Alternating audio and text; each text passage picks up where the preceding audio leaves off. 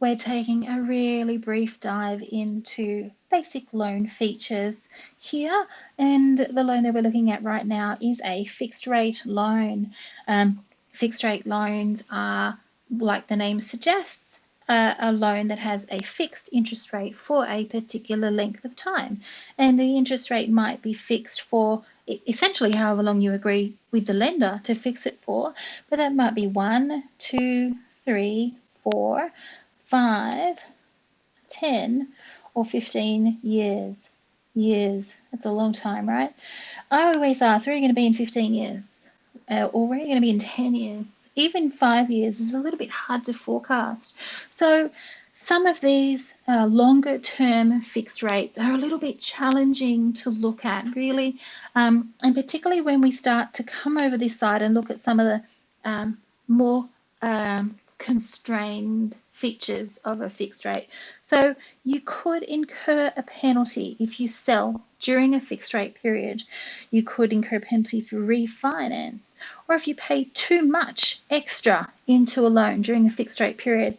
In the context of these constraints, we really need to think hard about how long we agree to enter into a fixed rate for. You do have limited or no access to a lot of fixed rate loans, and in most instances you also will not have access to an offset account. The positive is you will actually have comfort in knowing what your repayments are going to be and protection from market volatility. You can also, in a lot of cases, have a split loan, so a bit of access to both of them. So remember, you rarely will have an offset account, very rarely. And you will have limited or no access to redraw, or no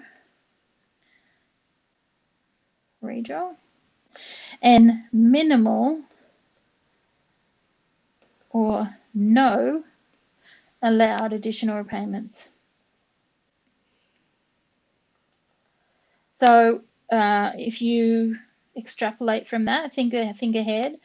What you don't want to do is put a whole heap of extra money into this loan that you might need for emergency purposes or for any other reason. So, for example, if you had put money into this loan and then the hot water service blew, you potentially could not access it to get that money back and fix the hot water service. Those are the constraints around a fixed rate loan, but there is an awful lot of comfort in knowing exactly what your repayments are going to be. Think of a fixed rate loan exactly like a contract with a lender. And like any contract, there can be a penalty if you break it. That's exactly the way to consider it. Fabulous for purpose. Absolutely fabulous. But enter it with your eyes open. They're really very, very good for first-time buyers who are on a limited budget and going into their first home and not really certain what the lay of the land is going to be.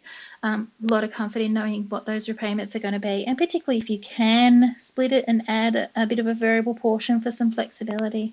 They're great for that purpose. They're also good, I guess, for investors who are going to set and forget, pop it in the corner and just not worry about it. That could be another reason that they could want. Again, we really need to have a deeper conversation about exactly what your needs are, but that's what a fixed rate loan potentially could look like.